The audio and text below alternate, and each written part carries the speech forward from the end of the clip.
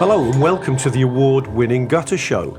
If you're watching it for the first time, because we're putting this out for free on video on YouTube and on audio all the way through the transfer window on a Thursday. Every Thursday you get this for free, you lucky people. If you've never watched before, the Transfer Gutter Show is about transfers. We're down in the gutter with the tabloids, finding all the transfer filth and rumour we can muster. And joining me today to discuss transfer filth are Ian Ryan, Josh Williams and Neil Atkinson. Where to start in a week where the transfer rumours are thin on the ground? Where to start, Ian Ryan? Well, thin on the ground's never stopped us before on the transfer. Award-winning Transfer Gutter Show. A name that piqued my attention this week because we've been linked to him before. And as we often say on this show, old transfer rumours don't die, they just go somewhere else and come back again, like bad smells. Well, anyway, not a bad smell, but a really talented young footballer is Karim Adeyemi, 22, who plays for, really talented, he plays for... Dortmund, of course he plays for Dortmund. German international, got a few caps. He didn't quite make the squad for the Euros. We've been linked to him. Apparently... Bild magazine in Germany said if Karim Adeyemi would leave Dortmund, he wants to move to the Premier League. Now, he's a pacey wide man. We need a pacey wide man. We've been linked to them. The Anthony Gordon story was a real story. We know that. Is he of the profile, the level of footballer that you think Liverpool could be chasing at this stage? Do you rate him? I think in terms of profile, you can see how it makes sense. 22, pacey, can use both feet. I think he's predominantly left-footed, but he can play across the front line, I believe. So he plays in the Champions League final as well. So he starts against Real Madrid. So that's no bad thing if you've got players in and around big football matches. Now, they don't get over the line, but I still think he'll have taken something away from that, and it's all part of the learning experience, the journey, etc. So you can see a world in where it's maybe true, but again, he's another... I think he probably favours the left side, but some of the lads may have different views. And I'm not sure how Liverpool going to put the chips there. I mean, there's been a lot of talk about Anthony Gordon, so maybe there is something in that where they are looking at those left-hand side options. But as we've said on other shows, Rob, there are plenty of people currently in the Liverpool squad who can do that role. There is Gakpo, there is Diaz. Potentially you could use Jota over that side as well. So who can't do it? Yeah, exactly. Yeah, so there's loads of lads. Whereas I'm thinking, if it was me right here, right now, and maybe he can do a little bit of this right-hand side, because as I said before, I think he has operated in all 3-4 positions. But for me, I'm very much of the opinion that Liverpool need to be thinking about what are they going to do on the right-hand side because of the questions around Mohamed Salah, and is he still going to be able to deliver what he's been delivering over a number of years, playing wide right, or do Liverpool need to start thinking about shifting him central? I'm almost certain that he will do a little bit more centrally, but that's not to say he won't start the season right-hand side, because he could definitely do that. And I think there will be times when he's still doing that for us, but over the course of 38 long games, what you saw towards the end of last season was maybe a footballer that hasn't quite got the ability to live and breathe some of this for 90 minutes every single week, because he is getting a little bit older. So it's interesting, and I say, in terms of the profile of play you just mentioned, I think it will be around, pacey, 21, 22, 23, 24. That all feels about right. But I'm a little bit surprised we've not maybe seen a little bit more movement. But then you've got a Euros, you've got a Copa America, so these things aren't easy. It's interesting, Neil. Liverpool are caught in something of, I don't think catch-22 is the word, but they're not certain where they should lay their chips best. And I think this plays into the comment from Richard Hughes on the last press conference we saw when he was alongside Arne Slot, where he talked about needing to be Liverpool potentially being opportunistic in the market, because Liverpool don't know if we go by what Richard Hughes said, we're pretty sure Mohamed Salah will start the season for Liverpool. In what position, we don't know, as Ian's suggested. Will he start the following season for Liverpool? We don't know at this stage, possibly even less likely. Luis Diaz is another case in point where there's uncertainty around him. Does he fancy the lure of Barcelona? Will he get the new contract and the money he wants? So there's cases for left and right-sided players. Liverpool sort of have to find a happy middle ground as to where they put their chips. Anthony Gordon was an interesting case in point, I think, because he can play both sides. We're being linked also to people like Bakayoko on the right. How do you think this works in the sense that Liverpool say they want to be opportunistic? What do you predict here? I think the first thing is, first and foremost, is what does the manager think? Like, what's his perception before he does a training session? What's he said when he's gone to interview? When they've said, how would you set this team up? What would be your plan moving forward? We don't know that at this point. And we haven't even got a hint. I think that opportunistic is clever, and then it covers a wide variety of sins. Also, simultaneously in there, the manager himself is able to say, when he's being interviewed for the first time, both the interview that he does for the club and now the press conferences, he's able to say, well, and it's a perfectly reasonable thing to say, this is the point, well, I'm going to speak to the players. So at this point, ultimately, until he manages a couple of games, at least of pre-season, trying to answer the question as to what Liverpool will need and why, I think is exceptionally difficult. Now, that's not to say it's exceptionally difficult internally at Liverpool. I think this is a really important point. I refuse to believe that there's not already a sketched out, this is how we're going to play. Now, I don't think if we allow that everyone understands the way the game works, whether it's Hughes, whether it's Edwards, whether it's Slot, they all know that one of the things that happens when you're running a football team is you have your plan, but then circumstances can carry you. If we go all the way back, I've always thought it's really instructive, the 2016 summer, when Liverpool were really adamantly linked to Dahoud.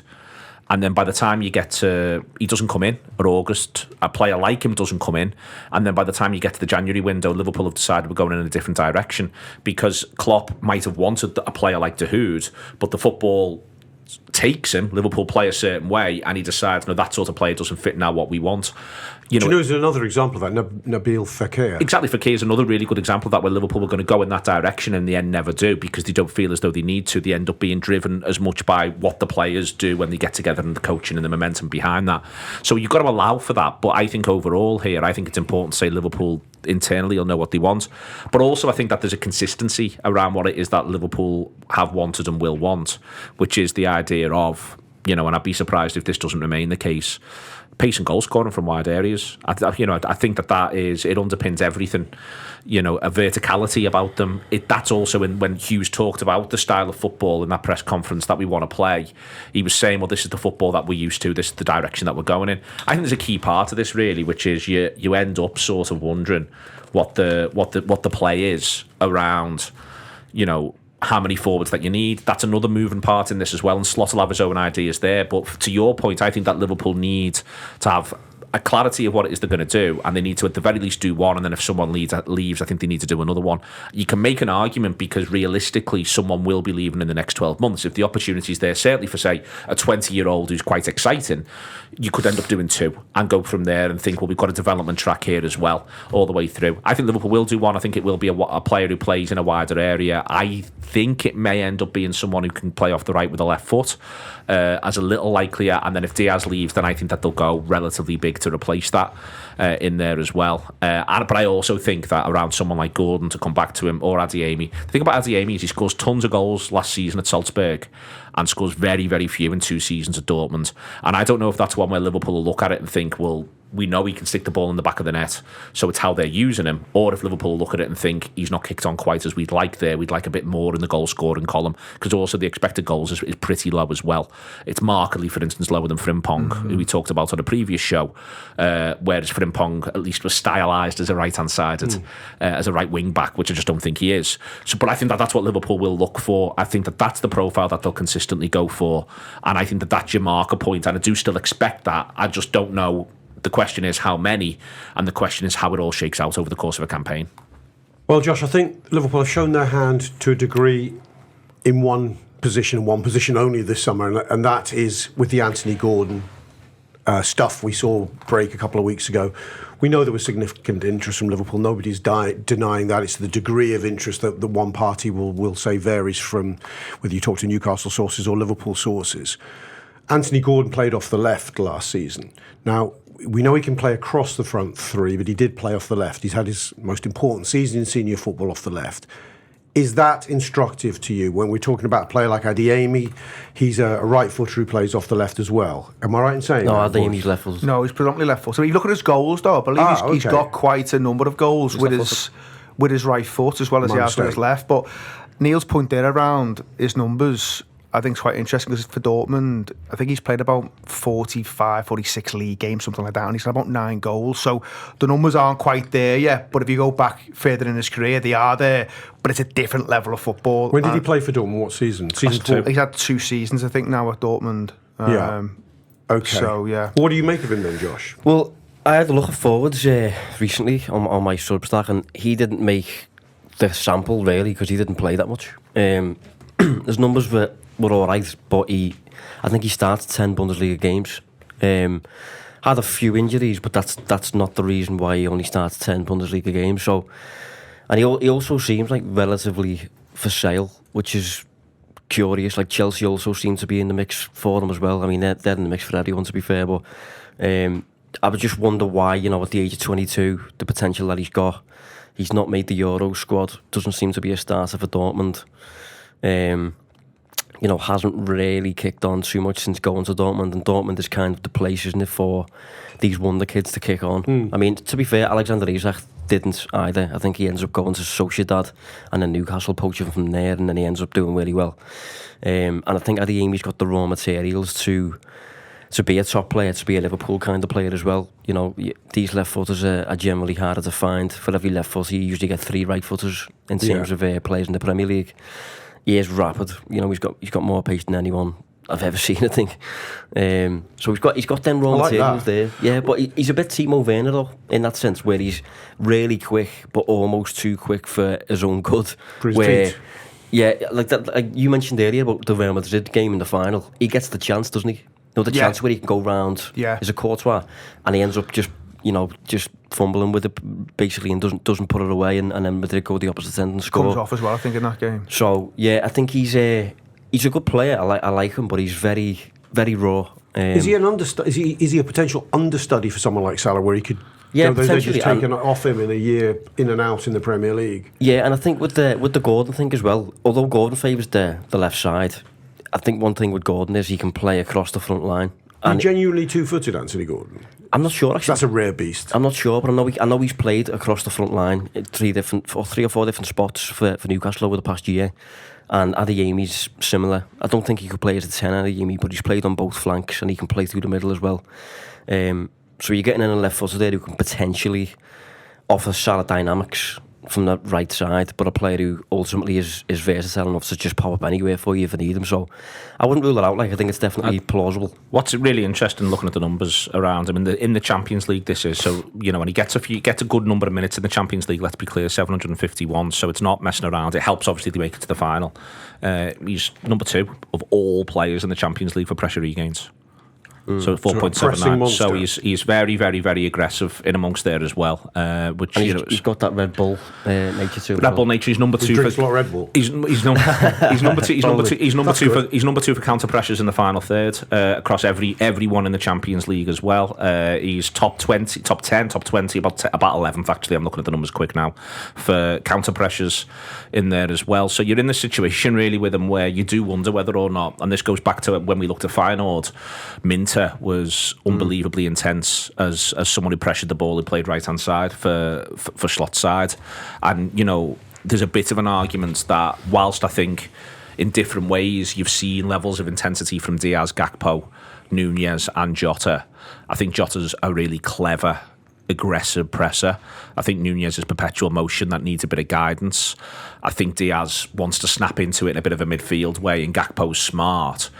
With Salah now as well, none of them you'd say are absolutely outstanding as final third pressers not like in the attacking side. Not genuinely Firmino. Firmino's actually your core one. In there, So I think that it wouldn't surprise me if Liverpool, if for instance, if you're Slot and you're looking at what you did at Feyenoord and you're looking to transpose it over, you could sort of go, I just don't know who's my most aggressive presser. I know that there's aggression in these players. Nunez is a very practical example recently. I know that there's aggression in these players, but I don't know who's me absolute one who will hound people and will just run in that regard.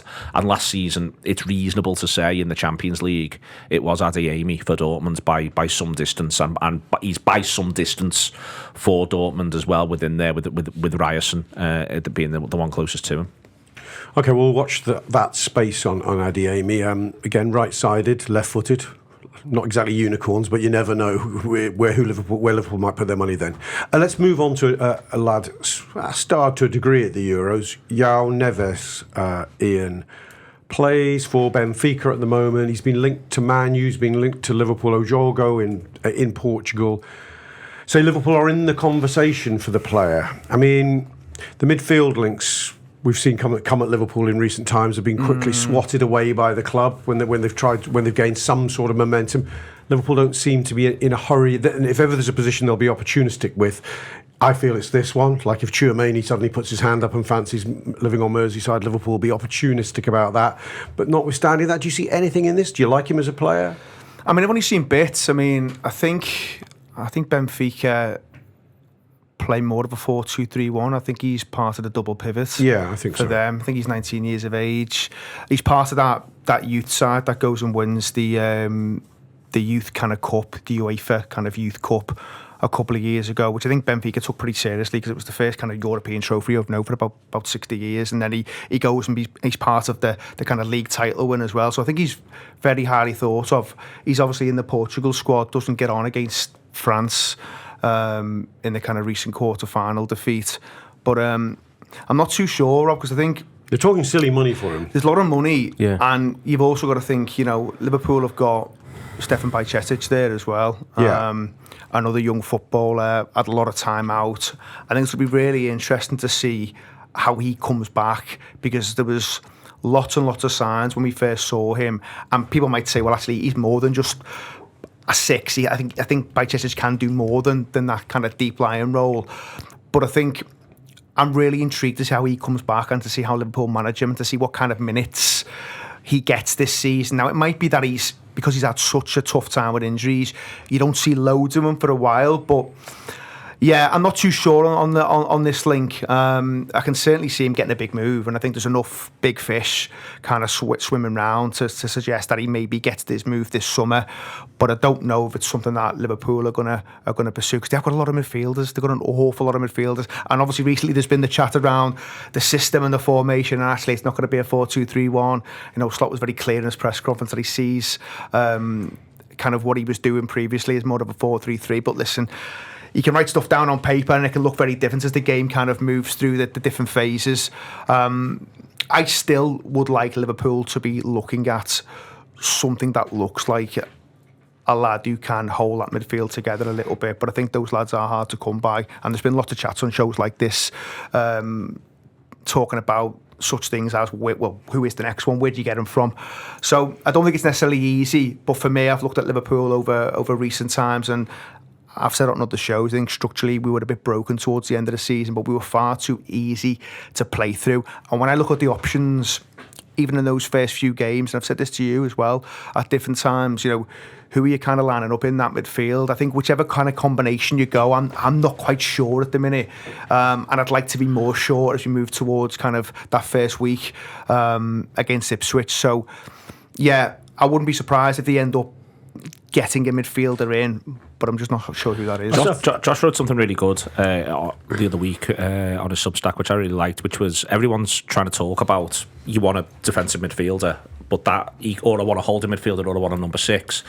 But there's different flavours of this. They all mean different things. Neves is an unbelievably aggressive footballer. He's not a sitter. He goes and hunts. That's what he's been doing at Benfica. He goes and hunts the ball down, and then when he gets it, he's about his turnovers. He loses the ball a lot, Neves, because he then looks to carry it or looks to shift it really progressively quickly, which is no bad thing. But you've got to know that comes with a risk, because if you lose it, you're out of control and it goes from there. But that's how they've been playing him. So he's really quite a dynamo as a defensive ball winning midfielder, rather than the idea that he's a sitter. And this is the conflict really as to what it is that you think you actually want. What is it that we, when people say, I think Liverpool should buy a number 6, do they mean, ultimately, in a really basic Liverpool way, it's not quite like this, but do they mean Alonso or do they mean Mascherano? Yeah. Which of the two do you want? Because they're two quite different things. And you could argue at the minute that, for instance, if you were to imagine someone who's playing next to McAllister, you might say, well, you're not happy with the idea of someone who might be called more of a 6 than McAllister, but actually that player vacates that position more. Yeah. McAllister then fills that position and dictates play and goes from there, but he's not bad at winning the ball himself. You can make that argument, and that might be the way Liverpool end up playing. But then you might end up still saying, when you write that down, that's 4-3-3, because that's why this is really, again, back to until you see what it is that he necessarily wants. I think that this is a little bit tough. And then there's also the idea of what it is that we think we want, because the sort of player who I describe as being a really aggressive ball winner, who's a real dynamo who gets around the pitch, is exactly the sort of footballer that, well, most football team supporters love, but that Liverpool supporters would love. We'd love the idea of that player, but it may well be that the manager's thinking, I just need more control. I just need more responsibility. I just need Do someone we who not sits have in. that player? Do we? I mean, putting their hands up and going, Harvey Elliott's going, hang on, I'm a bit of a dynamo, scampers all over the midfield. Curtis goes, But he's I'll not do a ball winner, Elliott. He No. wouldn't- But Curtis goes, I can do a little bit of that. By Churchill puts his hand up. You know, there's a Gravenberg. Come on, what about me? Exactly, and that's why I think again, until you sort of see, Szoboszlai. you also, I think Szoboszlai with intensity showed certainly the first half of last season he can be your hunter for the ball, but then his ball winning numbers aren't great. His number of pressures is great. His ball winning numbers aren't great, and that adds to what you saw with your eye. It wasn't like you came away from games thinking, I tell you what, Szoboszlai wins a lot of tackles. He's like Polina. You didn't think that for a second, but what you did think was Szoboszlai gets about and he really harries the opponent, and that's something different. But also it might be that you don't, you know, as mad as this sounds, some managers don't want footballers trying to win a load of tackles. They don't want Polina because first and foremost you need to be able to move the ball, but also secondly, tackles are a loss of control. I'd rather have the control element, and I think that until we sort of, again, we can look at what happened at Feyenoord and what he had. Let's be clear about this. If he'd have wanted to sign Weifer, who's gone to Brighton, he'd have bought him. You know what I mean? Like if he'd have wanted him, he'd have got him. Yeah. And he all but acknowledges that when he says he's you know, he hopes that he doesn't impress his new trainer too much, his old trainer too much, etc., etc.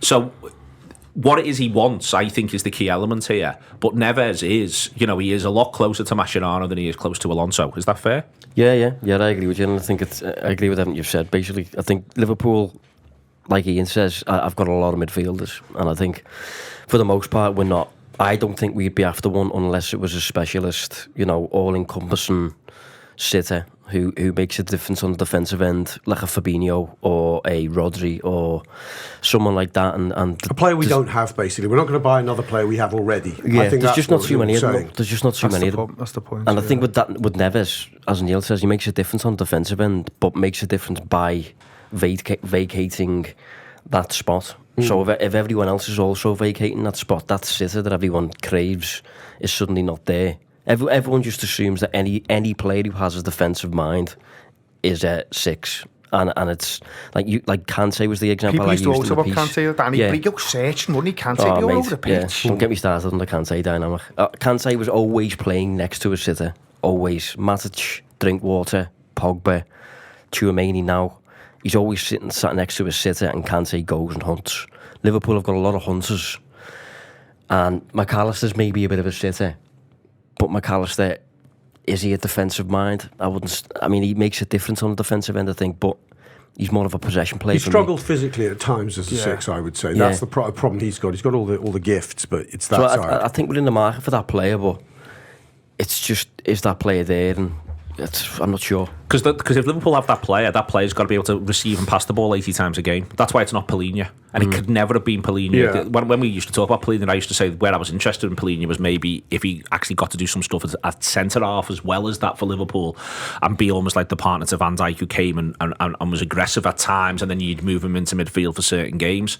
But the point about Polina is he's just not quite got the quality on the ball, because if you're going to play centre mid for Liverpool, 20 minimum of your league games you're playing against teams that accept and cede the idea of you will dominate possession. So if Liverpool are going to go and bring that sort of player in on a big fee, on big money, a lot of the time when you're playing, you are moving your job is as much about moving the ball as it is anything else. And I think that's where you are looking for. And I think the other thing that sort of skews this as well is that we know for a fact our biggest rivals for any league title have just got the best one.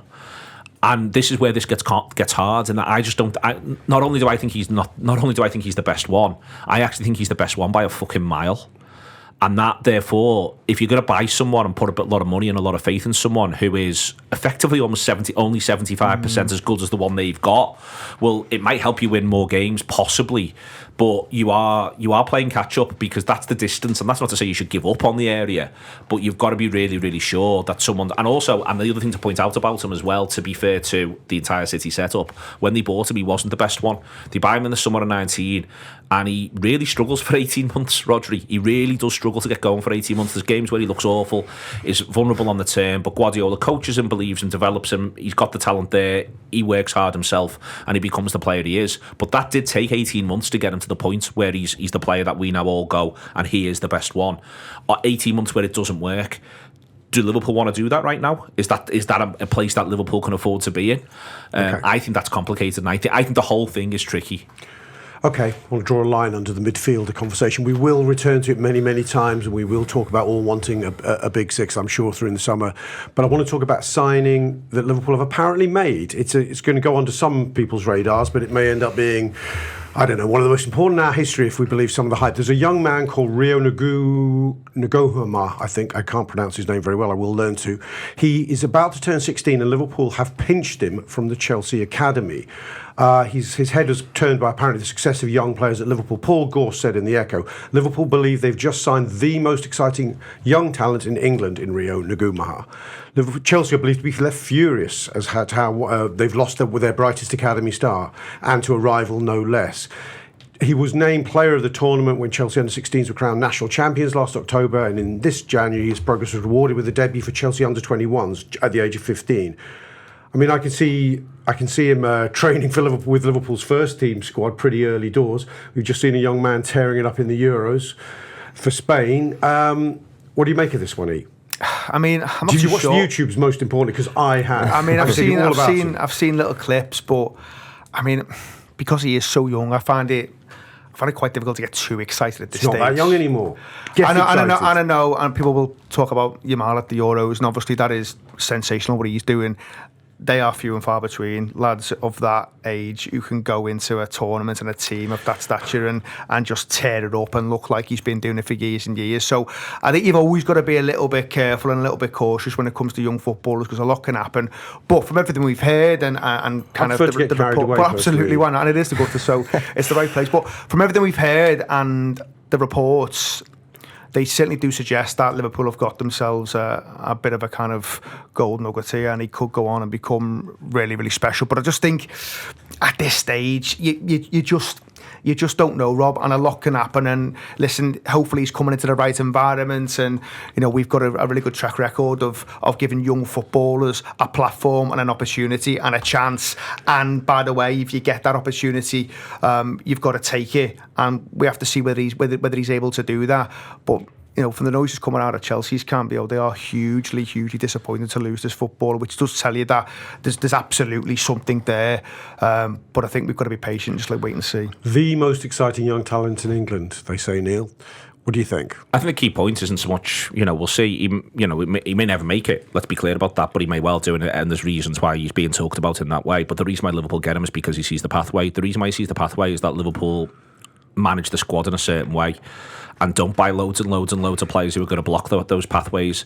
And this is it's worth saying this, and worth saying this on the show, especially as it's going out for free. There's obviously an inherent contradiction there. There's a lot of people around football, you're one of them, and I'm one of them as well, if we're all honest. We all love a transfer and we all get excited by one. The flip side of that, though, is that when you buy players, it has ramifications for how you're viewed. So part of why he's leaving Chelsea is that he feels as though his pathway isn't going to be what it should be, and he feels as though other people will be promoted ahead of him of any one of a variety of reasons. All the time when he ends up doing these shows, someone will at some point go, have we not seen that other teams have got massive squads doing X, Y and Z? Why can't we have that? First and foremost, we've actually got a really big squad currently as it stands anyway. There's a question around injury and availability, but I think we've got the deepest. Well, in a really weird way, more than Man City, and everyone says City have got a massive squad. They have, and they've got loads and loads of versatile players, which is different. We've got a really deep squad as it stands, but what we've also shown last season is that there's pathways that you can get in at the first team. But what we therefore need to acknowledge is that at times when the casual fan might be thinking to himself, why don't we buy X? It might well be because they're thinking to themselves, we might have to suffer a bit for 6 months, but we don't want to block the pathway of Y. And part of why we're able to continually attract players is we can demonstrate we've not blocked pathways. But the flip side of that is sometimes you're thinking, Christ, I wish we were blocking some more pathways, and I wish we bought Jal Polinia, even though he's 28. I wish we bought Jared Bowen, even though he's 28. So you've got all of this stuff is swings and roundabouts, and I think that this is the trade-off, and this is why you've got to have a really smart sort of sporting director team. You've got to have a manager who's aligned with that, who wants to go with young players and trusts in young players. And I think that understanding that this is a pathway that you walk, that this is like a tightrope you walk, I think is really, really important. So if people are really excited about this player, that's great, but you've almost got to acknowledge it might mean that if Liverpool are a bit, we're not sure this way or that way on a 23-year-old or especially a 26-year-old, they may well decide, well, we've got that lad who's 16, and if we make do amend for 5 months, in the process of make do amend, and when we're all sat around doing shows in October and we've not won a game we feel as though we should win, and we feel as though we're light, we're all kicking off. So that's the main thing I want to say about this. I don't want to bang on about the player because of his age. I think we've got to acknowledge that these are the trade-offs that you're making all the time when you're running a football club. I think it's interesting in terms of pathways. It's not just necessarily about saying the dream is to have 7 academy players in the Liverpool's main first 11 in 5 years' time. No, it's not. It's about providing platforms and shop windows, because these lads who like Bobby Clark, Kumas, Jayden Dans and the others last season who are faces the public now knows may never make careers at Liverpool. Probably the odds are that they won't make careers at Liverpool, but what they will do is get decent moves probably to Premier League clubs. 100%. Josh. Yeah. So have you seen, all joking aside, I have watched the clips that are available online. Yeah. He's very much seems to be a left winger. He seems to like to beat his man 7 times before releasing the ball, which might frustrate some people, but I think that's just the level he's playing at, enjoying showcasing his wonderful technique. What did you think of what you'd seen of him? Well, I've watched some of the clips, and he looks really, really good. Like, I mean, I don't want to get carried away or anything. He's got plenty of time on his side, but centre of gravity, I liked. Yeah, well. I picked up on that, definitely. Yeah, his close control was amazing. Technical ability can definitely beat a man on a dribble. Looks like he can go both ways around you as well, play with you a little bit. But I think this just epitomises that, like, the bedrock of any decent club really is usually the academy. I think it can act as a bit of a cheat code for you if you can get the kids in early and get the talent emerging from the academy. It just allows you to, if you then make a signing, it can potentially be a big money signing where you've saved a bit of dough by promoting like, say for example, Sepp van den Berg at the minute seems to be doing well in training. Slot wants to have a look at him. Apparently he's come back technically evolved compared to the play we knew before. Apparently he's a lot quicker than the play we knew before. And if in that process you save 40-50 million on buying a new centre half, that then goes on, a Bellingham or someone like that, for example, when we were interested in him. So I think if you can get there, if you can basically have that cheat code by saving a bit, by using your academy and promoting, unlike Chelsea, who were just literally buying everyone under the sun, and as a result kind of forcing these lads out the door, Liverpool can absolutely be that club to just kind of seize that opportunity, and any club that isn't using their academy the way they should, just literally look at Liverpool as that's where I want to go, that's where I can be. Yeah, Josh mentioned Sepp van den Berg. He has come back to Liverpool, and tellingly, reportedly, Liverpool have turned down offers from Mainz and Wolfsburg for Sepp van den Berg. Reports say with the defender set to be handed a chance to shine in the friendlies, and he's already impressed Arne Slot. Now, one could be cynical and go, Liverpool would like some money for him, and it's good PR. But at the end of the day, if they have turned down these bids, then maybe he is someone they're looking at again. Possibly, yeah. I have to say, when you hear kind of the recent reports about Van der Beek, people are talking about how quick he now is and stuff. And I remember when I first seen him, I thought, Christ, he looks unbelievably slow. So something clearly has happened, because by all accounts, he's ripping it up, and the kind of stats are kind of backing it up when they do all these kind of tests in pre-season. So we'll have to wait and see. But, thinking back to where I was when I first saw him, he looked a million miles away from, We saw him at a very raw age. Yeah, though, absolutely. didn't we? And you always have to caveat it, because he is raw, and a lot can happen. That's why I'm saying before about the young kid you're mentioning. Players can go on different journeys, but then you will just find an absolute, gem who's just destined for greatness. But with Sepp, it never looked like he was kind of that level, and you never really saw him having a future at Liverpool. I certainly didn't, just on the brief clips. But by all accounts, they're going to have a little look at him. But I still wouldn't be surprised for maybe if he kind of ends up leaving through the exit door and going somewhere else. But I think, Josh's point there about looking at younger footballers, and I'm not necessarily talking about the kind of young footballers in terms of Liverpool's recent signing, but the next level above that in terms of age profile. It's no surprise to me that all of a sudden Manchester United are looking at lads like Lenny Yoro, who's 18 years of age, or they're even being linked with De Ligt, who's 23, 24, still a relatively young footballer, but that's a massive switch for them, because they've been buying lads who are 29, 30, 31, and then wondering why it's not working when at the end of the careers. So I think they'll suddenly start to think, hang on a sec, this is not how you do it. You've got to start looking at lads who are maybe 18, 19, 20, get them at that age. They might be a little bit raw, but guess what they go on and then become is something that's going to save you an awful lot of money in the transfer market. And I still think on that Lenny Yoro kind of transfer, there's a lot of chat that United have maybe kind of had something accepted there, but he is one where you think a lot of the clubs, club, not the player. Yeah. A lot of clubs would move heaven and earth to get a player of that potential. People are talking about him as the next big thing, the next cab off the rank in terms of great centre halves, because you can imagine whatever you do, pay for him. If it is around about 45, 50 mil, because he's only got a year left, you know, you're not gonna kind of be left shortchanged when it comes to maybe his next move if he wants to go somewhere else, because you're either going to get your money back or he's probably going to bring in an insane amount of cash into your club if he wants to go to a Real Madrid then, because he's on that pathway by all accounts where he is going to hit kind of real greatness. But again, we'll have to wait and see. But yeah, it'll be interesting with Van der Berg, but I wouldn't be surprised Rob if he does leave the exit door. I think it's interesting with Liverpool's quest for a centre half, exactly where they'll land, because it feels like we're playing out a similar set of discussions to which we were having last season, when there was a lot of chat about Levi Colwill. Liverpool really wanted Levi Colwill. That became apparent that we weren't going to get him. And as pre-season sort of unfolded, Jarrell Quansah began to emerge and played in some of the early games. By the end of the transfer window, I think Liverpool were saying to themselves, what's the point in spending money on a kid who may or may not make it, when we've got a kid who's also good and may or may not make it? Let's see how he gets on. And I do wonder, Neil, I'm not saying Sepp van den Berg is this season's Jarrell Quansah, but Liverpool have to make a decision. Do they want to spend 70 million or whatever it is on a Hincapié? Lenny Yoro, let's just park for a minute, because he's sort of a unicorn at the moment. And I know we've had this chat, and we can talk about unicorns, other types of ones that can play left back, left side, right side. But do Liverpool, given that they have Jarrell Quansah, who emerged as a first team player, they've got Van Dijk still there, they've got Konate still there, Joe Gomez, of course, do they need a fully formed centre back, or is a project, even if it comes from within the club, still I don't know, the way the club will go in terms of how they cover their centre-half positions? I think the key question on that is actually pertains to other positions. So, for instance, if Gomez is just going to play centre-half because they're going to keep Trent at right back and they like the two right back options, so Gomez is only there in an emergency. Bradley. If they're going to either keep Shimikas or replace Shimikas with another left back, so Gomez isn't going to play there, then you're going into the season with 5 centre-backs if Van den Berg's the 5th, and you might feel as though that's enough. We can point out that Quansah might take a backward step, and we can point out that there's a couple of injury-based question marks around a couple, and we can also say that you can't ask Van Dijk to go every week. The big lesson from last season is that Van Dijk should not go every game. He should go, you ideally in the first half of the season especially want to keep him at one game a week as much as humanly possible.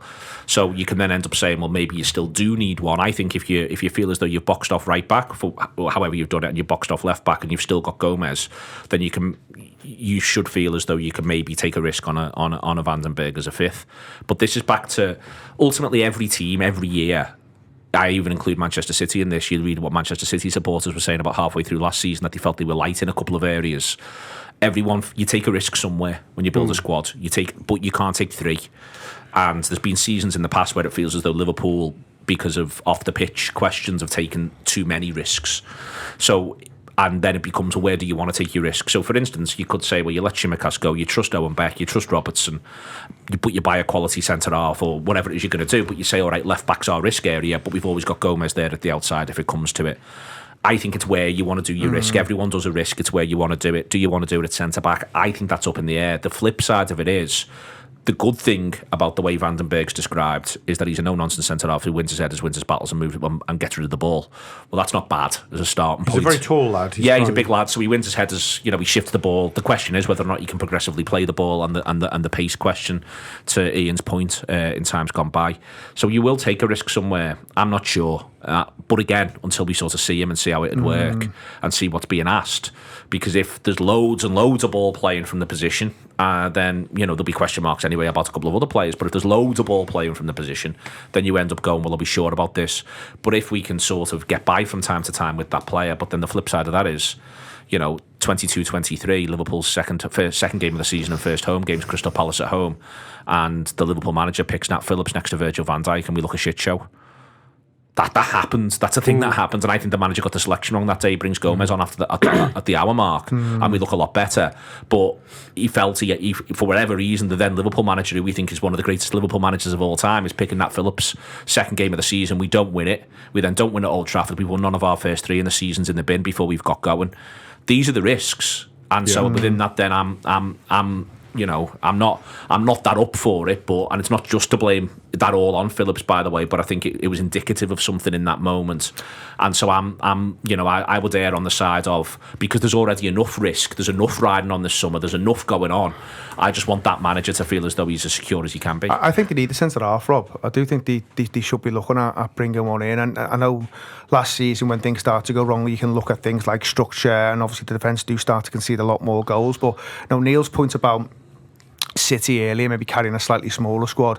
What they've done though, they've been really clever, and I say clever because, listen, they've spent the money to kind of back it up, but they have got a lot of versatile footballers there who can do different things for you at different times. But if I look at Liverpool's back line, I think there are, you know, the Quansah point, and he was so good last year, Quansah, for the majority of the time, but he might take that backward step a little bit because he is still quite a young footballer.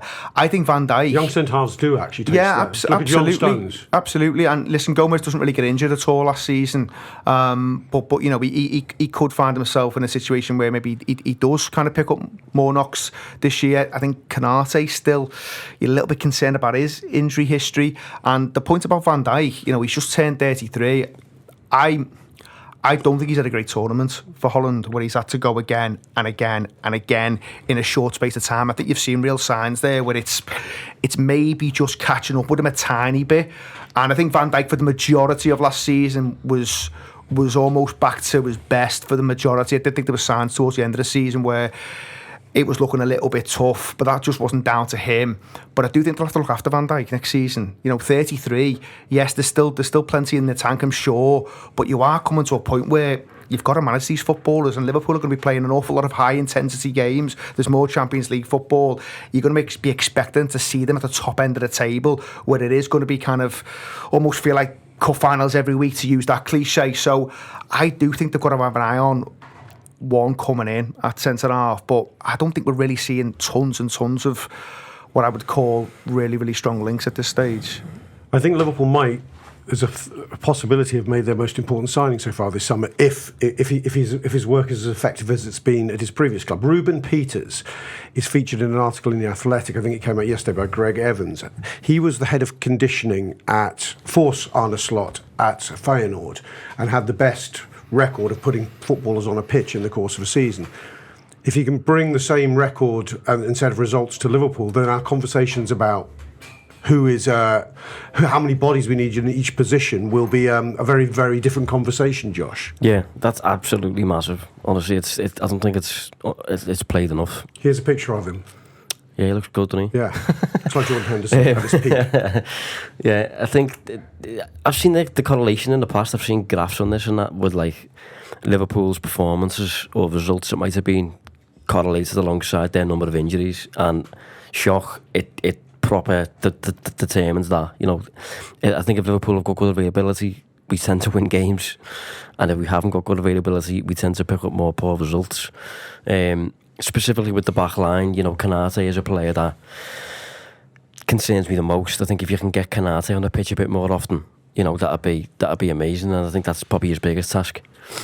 It is an interesting one that fascinates me, Neil, that we don't actually we always say it when we're talking about positions. Yeah, but of course, as Josh says, Kanate's not always available. Then there's a bit of Gomez. We never quite, I don't know, complete the graph as to actually what numbers of bodies you need in the squad. I'll never forget that documentary about City from a few years ago, was it 19 or 20, where you can see their transfer committee looking at 2 players for each position. But 2 players for each position, if one of them is only available 30% of the time, is a waste of time. It is such a key thing as to how... And Liverpool have actually gone... It's got worse and worse under Klopp, I would say, down the years, the availability of players. Certainly last season was almost record levels. So... This is a key moment in him. I know we should be talking about footballers in the transfer show, but I think this man's a very interesting signing. I think he's interesting, but then there's a flip side of this, which is that in 21-22, Liverpool appear to have pretty close to exceptional availability. You know, you get to the end of the season, you feel like, oh, I haven't seen Harvey Elliott for ages. What's Curtis Jones been up to? And biggest squad I think I can remember. Oh yeah, it is. It was a really. I think it's genuinely Liverpool Football Club's best ever squad. 21-22. Depth and breadth. Yeah, depth and breadth. I think and we nearly won all 4. And they come really close to winning all 4. So I think, but also there was strong availability through a lot of the season as well, and things align. I think that the issue that you have, and you now can point out the Euros, and you can there's now a body of work where one of the things I've been saying through this season is in the cold light today, it's no surprise Foden, outside of Rodri, is City's most important performer last season, because he actually doesn't feature very much the season before. He has the appendicitis thing, he can't get back in the team. And then last season he doesn't start the Champions League final. Last season he hit the ground running, looks great all the way through. Whereas a number of the other City players look a bit jaded. They rouse themselves towards the end of the season because they're full of excellent players, and they end up getting the points total that they get. You can go over and over again and you can look at, I tell you what, they played a lot of games there, and you can see it tailing off. West Ham have tailed off under this pressure. Tottenham have tailed off under this pressure. It's not just Liverpool. And in fact, City are the outlier. But even then, go to the 22-23 season, City, there's a reason why City are 15 points behind Arsenal at Christmas, because they've really found the going difficult in the first part of the season when that Champions League thing was in. Well, next season, that's where we are. There's just been a World Cup. We've got 2 players playing for England, at least in the England squad. They're not having to get on the pitch, but they're in the squad going all the way through. And we've got 2 players playing in the Copa America final, all of whom have got a really big role to play. And I think that this is, managing this, I think is, to your point about what this fella does, I think it is the most important thing. But I think you manage it by also being able to manage it, which is by having options. You don't just manage it by being some sort of alchemist who, with a little bit of dust is able to fix X, Y, and Z. I think you fix it by being able to look. And right now, one of the things I'd be looking at for Van Dijk, to Ian's point, is I'd be looking at Van Dijk going, I'm not that interested in playing 2 games a week between now and Christmas. Well, maybe every now and again, but if it's a big league game and a big Champions League game, Saturday, Wednesday, but then if the game the following weekend is Nottingham Forest at home, I'd quite like to have a universe where you're saying to Virgil, right, you're going to go the big 2, but we're bringing someone else in for the other one. And then if there's an EFL Cup game, you're not going to play that either, and then you're going to be refreshed a bit more. And I think that's what you're going to have to look at, and that's why. But to do that, you've got to have reliable bodies. Yeah, I think they got some of that wrong last season, by the way, Rob. Some of the kind of fitness, maybe gambles or calculations. There's a lot of players there, or certainly a few players who I think they took calculated risks with at certain times and got it horribly wrong, and it backfired a little bit. It happens so often that you can't say it's an accident. Absolutely. Salah has to come on at Brentford and ends up playing a lot more than they wanted, and then suddenly finds himself injured. I know they took a risk there because they had the injury to Jota, but they used him probably a little bit sooner than they wanted to, and that backfired a little bit. I think they did something not too dissimilar with Trent and Szoboszlai, where I think Szoboszlai, they ran into the ground and then he brought him back, and then again he broke down. Trent breaks down after coming back. So I think there was a number of examples there. Thiago and Bajcetic, let me interrupt. The Thiago one's mad at Arsenal, by the way. There's no way he should have come on in that game. He's been out nearly a year and he comes back and he's broken down straight away. Bajcetic had been out 6-7 months, plays early season and never to be seen again. Now, I'm sure there's in each individual case, if the people in the room who are responsible for Liverpool's players' health will go, hang on, you don't know this, that or the other. But we can look at the quantum of what happened last season and say it wasn't acceptable. One of the things that's interesting in the article about Ruben Peters by Greg Evans is he talks about his belief in periodisation. Actually, I don't think it's not a new thing, but they're giving, the manager Slot last season is giving data every single day on how many minutes each player can train, and I presume that's going to knock on to how many minutes they can play. Now, I don't know, was that something that was happening before? You hear about red zones and what have you. Have you read this piece? Is there anything you're hearing that sounds new? No, I assume Klopp has obviously had similar, though. Like, it's modern day football, isn't it? Yeah. But I think there's obviously just slightly different ways in which you're doing it. And I do think over the course of Klopp's tenure, you can probably look at the overall picture, and it's a bit mixed, isn't it, when it comes to availability? Like, there was a period where everyone seemed to be playing every single week for about 3 years. I would say of the last 4, 3 of the last 4 have not been good. There's that as Neil's cited the 22 season, good. But either side, the 3 seasons either side of that, was it 21, 23 and 24 were poor for injury appearance. Yeah, it is curious, but I think if you'd have given, say for example, Mikel Arteta Liverpool's availability over the past couple of seasons, Arsenal don't get anywhere near the title. Arsenal are getting near that title. Agreed. 2 seasons in a row because their best 11 is playing pretty much every single week. And I think Liverpool need options, of course, but Liverpool have the depth in the squad already, really. They just need everyone to be on the pitch every week, which is easier said than done, but that's one thing with this new regime I am looking forward to arguably the most, just the potential that everyone will be fit all the time. Liverpool got a provider in from the start of the 21 season, 21-22, and obviously first season it works well, but there was an external consultant who's come out in some of the literature since that Liverpool was starting to work with around this and around the idea of where the fitness was and data stuff and smartness around this, and that's what clubs are doing a lot of the time. But then there's now a couple of years where it doesn't. But I think even what also needs to be remembered, and that is there is such a thing as just having hard lines. So the big thing that undermines 2020, 2021 is Van Dijk's injury and Gomez's injury. Well, Van Dijk's injury is because the Everton keeper's a head case and shouldn't be forgiven or forgotten, and Gomez's injury happens on England duty. So if someone sat here right now who's been part of this setup at Liverpool, they're going, lads. And then there's a spiral. And then there's a spiral, and you often talk about that, and I think it's one of the most insightful things you've ever said, is that injury crises, that injury crises in a specific position spiral to the point overload then on other players. And then you end up in a situation, and I think United last season are a really good example of that. The speed with which that spirals around Manchester United, they cannot break it. It just is going to continue to get worse until you hit rock bottom, and then it begins to improve again. And that can happen and in this instance, literally, Van Dijk gets kicked and Gomez gets injured on international duty. They are not they are not the people who coach Liverpool's responsibility. No, I think it's. I think what's interesting, what the data they don't really have over a long enough period of time, I think, is related to the era of, let's call it the Gegenpress or the Uber press. We've lived through an era we've seen in the last 5 years since Klopp arrived in England. I know he didn't invent it, but where we've seen an intensity from the top clubs. And I think that's beginning to take its toll on players is something we might be only at the beginning of understanding. I think the fall off it's no accident that Liverpool's massive fall off a cliff follows the 22 season, where everyone is available, but boy, they play a large number of games and an intense number of games. And the following season, it's bizarre the degree to which they fall off a cliff. Was that a direct response to the intensity in which they were performing on the pitch? Not even necessarily minutes, but what they were doing during those minutes. And that is what I don't think we yet understand. Okay. I'm going to wrap this first edition of the free award-winning Transfer Gutter Show. I think you've had more than enough for free. But you're going to get the same again with a varying cast of characters from next Thursday onwards. So thank you very much. But you can subscribe in the meantime, because we're doing one on Sunday. Subscribe in the meantime, because there's 3 a week in total. I mean, how good is that, people? You need that. You need that in your lives. You need more Ian Ryan in your lives, more Josh Williams in your life, more Neil Atkinson in your lives. See you all again soon.